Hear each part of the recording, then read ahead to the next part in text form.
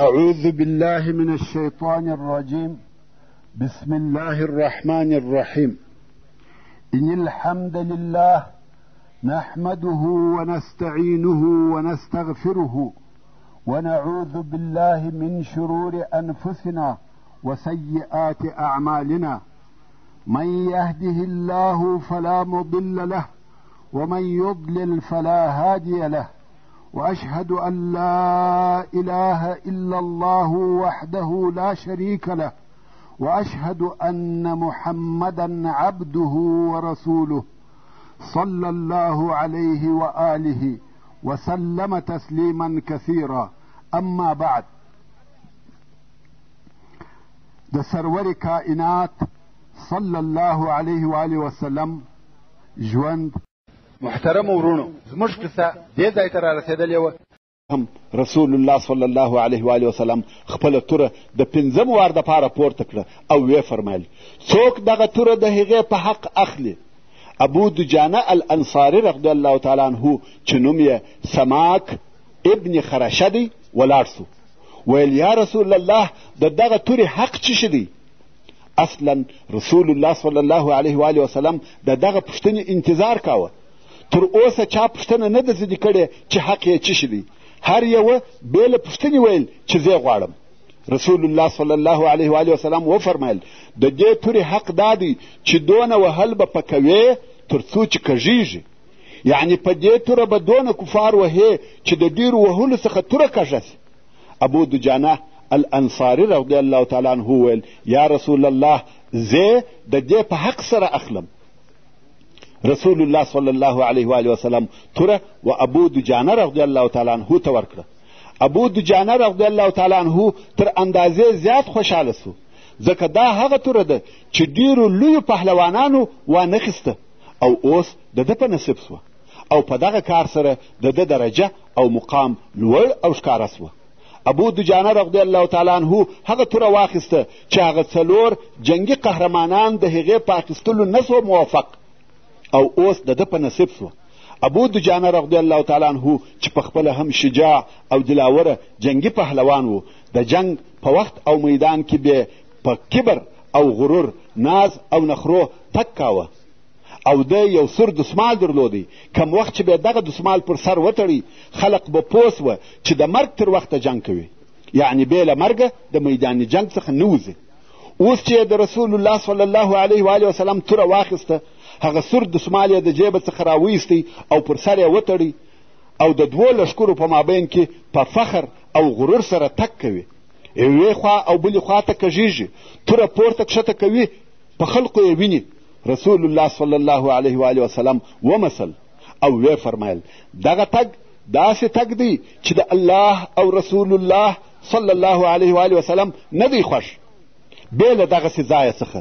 یعنې که فخر پر کفارو وي پروا نه کوي، بل نو په هر ځای او هر وخت کې الله او رسول الله فخر او غرور نه خوښوي. دا خو د مسلمانانو د لښکر حال و. هلته مشرکانو خپل لښکر د پخوانیو جنګو پر نظام موافق جوړاوه.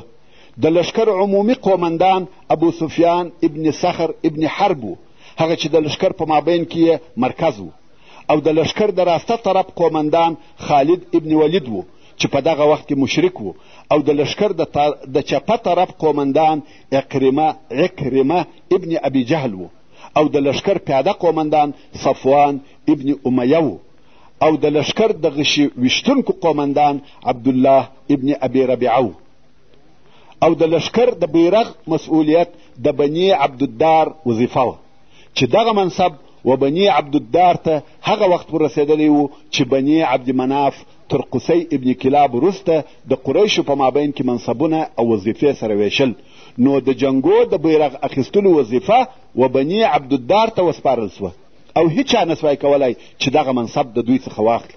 دا کار لکه سقایه او رفاده، یعنې حاجانو ته اوبه او ډوډۍ ورکول، لکه د کعبې شریفې پوښول او داسې نور کارونه چې ویشل سوي وه، د بني عبدالدار میراثي وظیفه وه.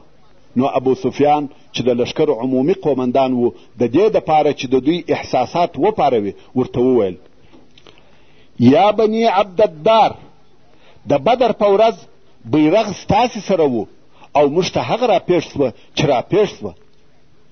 خلق بیرغ ته ګوري، که بیرغ ولوېدی لښکر مات سو، نو یا به نن د بیرغ پوره ساتنه کوئ یا یې موږ ته راپرېږدئ چې موږ یې ساتنه وکړو. ابو سفیان په خپل مقصد کې کامیابه سو. بني عبدالدار د ده په خبرو په قهر او غضب سوه، ویل موږ خپل بیرغ و تا ته در تسلیم کو، ته به ووینې چې د جنگ په وخت کې موږ څه کارونه کوو.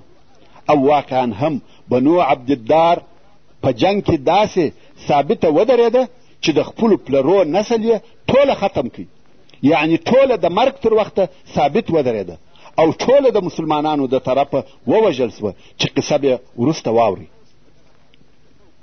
د جنگ تر شروع کېدو د مخه قریش غواړي چې د مسلمانانو په صفو کې تفرقه او نزاع واچوي. نو د دغه مقصد دپاره اولا ابو سفیان و انصارو ته حال ولېږي چې ورته ویل یې موږ او زموږ د اکا زامن سره پرېږدئ، چې مقصد یې رسول الله صلی الله علیه و وسلم او مهاجر مسلمانان و. نو ویل موږ او زموږ د اکا زامن سره پرېږدئ، د هغو سره تر جنګ کولو وروسته موږ درڅخه ځو. موږ ستاسې د جنګ دپاره نه یو راغلي، مګر دغه کوښښونه د اهل ایمان په مقابل کې چې غرونه د ځایه څخه اړوي کمه نفعه او فایده نسي رسولی. د انصارو د طرفه په جواب کې داسې خبرې ورته وسوې چې کفار د هغو خبرو په اورېدلو هېڅکله نه وه خوښ. اوس چې د جنگ وخت نور هم نږدې سو، دوه لښکره مخ په مخ سره ودرېده. قریشو بیا هم د مسلمانانو د تفرقې او اختلاف دپاره یوه بله نقشه جوړه کړه. هغه دا چې د مشرکانو یو بل خائن نوکر چې ابو عامر الفاسق ورته ویل کېده، چې د دغه سړي اصلي نوم عبد عمر ابن صیفي و او په راهب سره مشهوره و، خو رسول الله صلی الله علیه و وسلم د راهب پر ځای فاسق وباله. دغه سړی د جاهلیت په وختو کې د اوس او خزرج و قبیلو ته ډېر محترم و او په ښه سترګه یې ورته کتل. کم وخت چې مدینې منورې ته اسلام راغلی، د رسول الله صلی الله علیه و وسلم د دشمنۍ اعلان په ښکاره او واضح ډول سره وکړ. او بیا چې د رسول الله صلی الله علیه و وسلم تر هجرت وروسته په مدینه منوره کې اسلام نشر سو، نو ده په مدینه منوره کې نور ژوند نسوای کولی. نو یې مدینه منوره پرېښول او شام ته ولاړ. کم وخت چې یې واورېده چې کفار د مسلمانانو د جنگ دپاره تیاری نیسي، نو دی هم راغلی او د کفارو په لښکر کې شامل او داخل سو.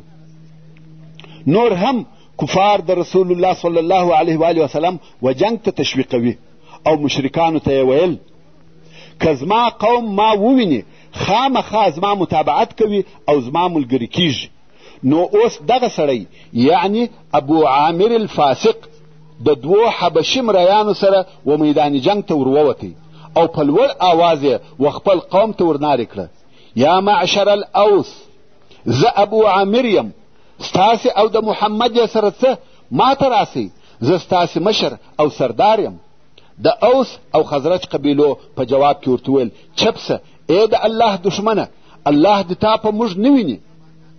ده او نورو کفارو هیڅ دا فکر نه کاوه چې د ده قوم دې و ده ته داسې سخت جواب ورکړي، ځکه دی په دوی کې د لوړ مقام خاوند و او هغو اوس داسې سخت جواب ورکړي.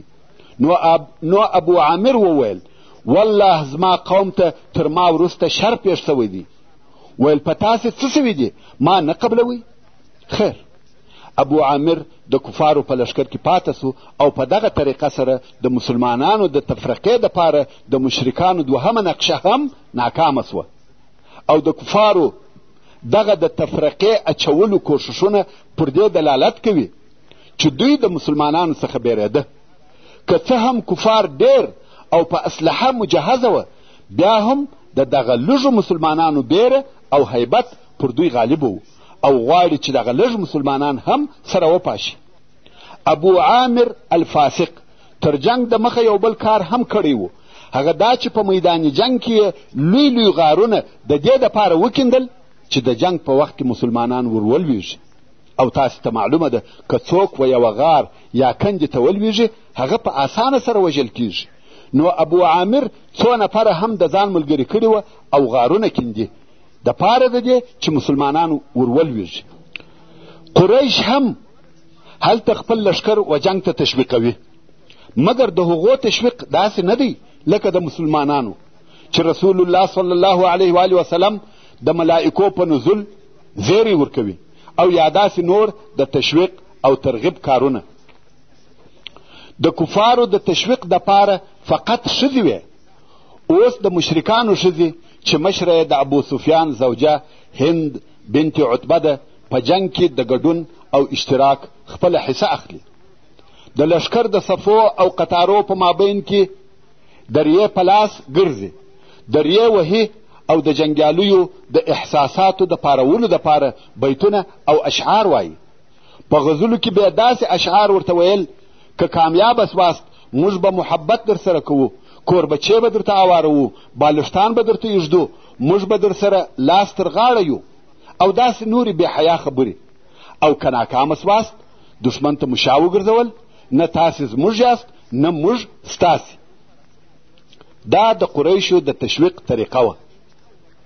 د مخه تر جنگ د مشرکانو څخه یو نفر چې نوم یې جبیر ابن مطعم و، یو حبشی مریی درلودی چې د مریی نوم یې وحشي ابن حرب و.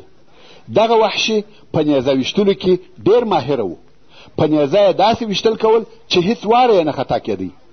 نو دغه وحشي مریی وایي زما د مالک جبیر ابن مطعم اکا چې طعیمه ابن عدی نومېدی د بدر په ورځ ووژل سو، او اوس چې خلق و احد ته ځي نو ماته جبیر وویل که تا حمزه د محمد اکا زما د اکا په عوض ووژي ته حر او آزاد یې، ستا ازادي د حمزه په وژلو پورې تړلې ده. وحشي وایي ما هم دغه سودا قبوله کړه او د مشرکانو سره و جنگ ته راووتم. په خپل سر کې د خپلې ازادۍ خیالونه او فکرونه راګرځوم. زما نه د جنگ او نه د لشکر سره تعلق سته، فقط خپله ازادي غواړم، بل د هیڅ شي په فکر کې نه یم بېله د حمزه د وژلو. نه غواړم چې څوک ووژنم او نه غواړم چې په بل شي کې اشتراک وکم، بل هیڅ مقصد نه لرم بېله خپلې ازادۍ چې هغه د حمزه په وژلو پورې تړلې وه. نو وحشي فقط د دغه مقصد دپاره د جنگ و میدان ته داخل سو چې حمزه ووژني او دی آزاد سي. دا و میدان جنگ ته د وحشي د راتګ سبب و. محترم ورونو، د مخه تر دې چې د جنگ د واقعاتو په بیانولو شروع وکم خپل یو عذر به درته بیان کم. هغه دا چې د احد جنگ د ورځو او هفتو جنگ نه و چې د هرې ورځې واقعات یې په ترتیب سره درته بیان کم. د احد د جنگ ټوله وخت او موده فقط نیمه ورځ وه. په سهار کې شروع سو او ماپښین پای ته ورسېدی او واقعات یې خورا ډیر دي. په یوه لحظه او یوه وخت کې دلته او هلته دورې هورې قسم قسم مختلف واقعات پیښیږي. که څه هم زه به تر ډېرې اندازې کوښښ وکم چې واقعات په ترتیب سره بیان سي، خو بیا هم نسم کولی چې ټوله واقعات په پوره ترتیب سره درته بیان کم، ځکه په یوه لحظه کې مختلفې واقعې پیښیږي. نو خود د حالاتو د بیانولو دپاره یو وار د میدان جنگ یوې حصې ته ځم او بیا بلې ته د پوره ترتیب مراعت نسم کولی. دغه عذر مې تاسې قبول کړي او اوس به د جنگ د واقعاتو په بیانولو شروع وکم. دوه لشکره سره نږدې سوه او د جنگ اولنۍ مرحلې شروع سوې. د جنگ اول پیلوزی د مشرکانو د بیرغ اخیستونکی طلحه ابن ابي طلحه العبدري و چې دا سړی د قریشو د مشهوره او دلاوره پهلوانانو څخه و. دا سړی پر اوښ سپور و، میدان جنگ ته راووتی او ویل څوک مبارزه را سره کوي.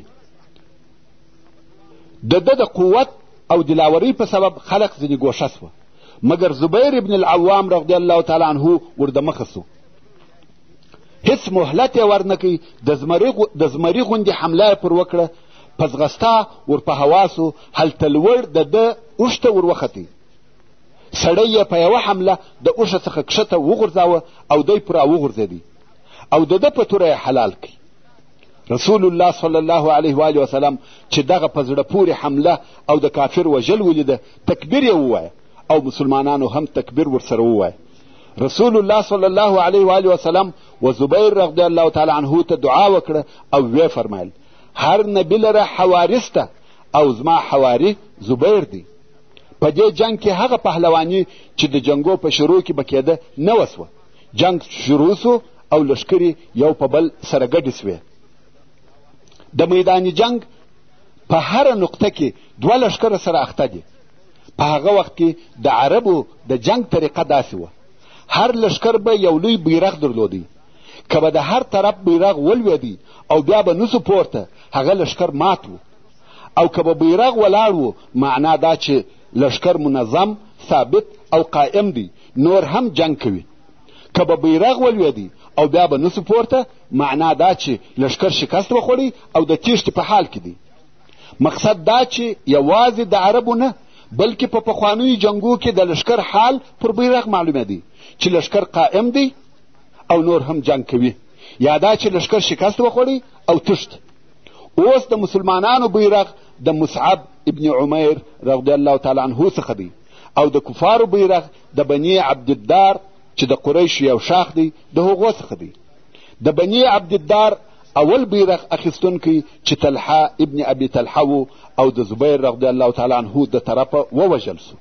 بیا نو بیرغ د هغه ورور عثمان ابن ابي طلحه واخیستی. او دا خو مهم په یاد دی چې ابو سفیان ورته ویلي وه چې یا بني عبدالدار، د بدر په ورځ هم بیرغ ستاسې په لاس کې و او ولوېدی. که نن ورځ هم بیرغ درڅخه لویږي، اوس یې لا راپرېږدئ. هغو ویل قسم دی هیڅ کله به بیرغ ولوېدلو ته نه پرېږدو. حمزه رضی الله تعالی عنه چې جنگي پهلوان او قهرمان دی، او دا هم ورته معلومه ده چې د کفارو د شکست دپاره اسانه لار دا ده چې بیرغ یې ولوېږي. نو یې د جنگ په شروع کې یو څو نفره د ځان ملګري کړه چې د کفارو بیرغ به ثابته او ولاړ نه پرېږدو. اوس چې عثمان ابن ابي طلحه بیرغ په لاس شعرونه وایي میدان جنگ ته راووتی، حمزه رضی الله تعالی عنه د بیرغ پر طرف ډیره سخته او شدیده حمله شروع کړه. چپه او راسته طرف ته وهل کوي، کفار وژني لکه ژرنده چې په مخه ورځي هغه میده کوي. څو د کفارو و بیرغ ته ورسېدی، هغه نفر چې بیرغ یې په لاس کې و په توره یې پر اوږه ووهه، لاس یې د اوږې سره په هوا سو، حتی سږی یې معلوم سو. دا خو ووژل سو او د جنگ په اولو دقیقو کې د کفارو بیرغ ولوېدی. ډېر ژر د ابو طلحه بل زوی ابو سعد ابن ابي طلحه بیرغ پورته کړي. حمزه رضی الله تعالی عنه چې تر اوسه له عدالته دی، پر هغه یې هم حمله وکړه، دا یې هم وواژه. دوهم وار بیا د کفارو بیرغ ولوېدی. ورونو، دغه د بیرغ اخیستونکي چې وژل کیږي د جنگ کار دی. د هر طرفه د بیرغ پر اخیستونکي وارونه کیږي. نو ځکه د دغه وژونکي په نامه کې ځینې وختونه اختلاف راځي او دغه اختلاف د قبلولو وړ دی. ځکه یو راوي یو نفر لیدلی دی چې بیرغ اخیستونکی یې ووژي، او بل راوي د بل نفر واری لیدلی دی چې بیرغ اخیستونکی یې ووژي. نو دلته که په ځینو روایتو کې د وژونکي په نامه کې اختلاف راسي، قابل د تشویش نه دی. مقصد د کفارو د بیرغ اخیستونکي پرله پسې وژل کیږي. خیر، د کفارو بیرغ د دوهم وار دپاره ولوېدی. کفار وارخطا سوه چې د جنگ په شروع کې د دوی بیرغ دوه واره لویږي. دا وار بیرغ د ابو طلحه المسیح مسافع ابن طلحه پورته کوي او کفار پر حمزه رضی الله تعالی عنه راټول سوه، حملې پر کوي، د بیرغ څخه یې منع کوي. د جنگ شدت د بیرغ پر شاوخوا دی. د کفارو ټول طاقت د بیرغ وساتلو ته متوجه دی. نو ځکه ویې کولی سوای چې حمزه رضی الله تعالی عنه د بیرغ څخه منع کړي. په دغه وخت کې حضرت علي رضی الله تعالی عنه بله ټولۍ جوړه کړه او د بله طرفه یې پر بیرغ حمله وکړه. د بیرغ اخیستونکی یې ووهه او ویې وژي. د دریم وار دپاره د کفارو بیرغ د علي ابن ابي طالب رضی الله تعالی عنه په واسطه ولوېدی. د طلحه بل زوی کلاب ابن طلحه بیرغ پورته کوي. بیا هم جنگ پر بیرغ شروع دی. علي رضی الله تعالی عنه چې تر اوسه له عدالته دی، بیا یې حمله پر وکړه، دا یې هم ووژي. د څلورم وار دپاره بیا د کفارو بیرغ ولوېدی او د ابو طلحه د کورنیه 5 نفره ووژل سوه. د کفارو لښکر د میدان جنگ د شاوخوا څخه ورته ګوري چې بیرغ ته څه پیښه ده، لویږي او پورته کیږي. ټول کفار د بیرغ په انتظار دي چې څه به ورته پیښه سي. او د جنگ شدت هم ټوله د بیرغ پر شاوخوا دی. کفارو ډېرې سختې حملې شروع کړې چې علي او حمزه پر شا کې د بیرغ د شاوخوا ټول کفار و دوی ته متوجه دي. هلته د طلحه بل زوی چې جلاس ابن طلحه نومېدی بیرغ پورته کوي. دلته کفار د علي او حمزه رضی الله تعالی عنهما سره اخته دي چې عاصم ابن ثابت رضی الله تعالی عنه د یوې بلې ډلې سره راغلی او پر بیرغ یې حمله وکړه. د طلحه زوی یې ووژي او د کفارو بیرغ د 5 وار دپاره ولوېدی. کفار لیوني سوه، نه پوهېږي چې څه وکړي، کم یو منع کړي. سلافه د ابو طلحه لور چې د هغه 5 وژل سوو کسانو خور یا عمه وه، دا هم په دغه جنگ کې حاضره وه او دا پوهېده چې هغه کسان چې بیرغ پورته کوي هغه د دې ورونه دي او پوهېده چې د هر وار بیرغ د لوېدلو سره د دې یو ورور وژل کیږي. نو د بیرغ و طرف ته ور دمخه سوه. هغه وخت و بیرغ ته ور ورسېده چې 5 ورور یې عاصم ووژي. دا ورته ګوري او ورور یې ووژل سو او بیرغ هم د 5 وار دپاره ولوېدی. 6 نفر چې دی هم د ابو طلحه د اولادې څخه و بیرغ پورته کوي. سلافه ورته ګوري 5 ورونه یا ورارګان یې ووژل سوه او 6 یې بیرغ پورته کوي. دلته بیا عاصم رضی الله تعالی عنه وکولای سوای چې و 6 نفر ته ځان ورورسوي او هغه هم ووژني. سلافه چې د دغه 6 وژل سوو نفرو خور یا عمه وه ورته ګوري او د 6 وار دپاره بیا بیرغ ولوېدی. د کفارو لښکر د جنگ د اولو لحظو څخه په رېږدېدو سو.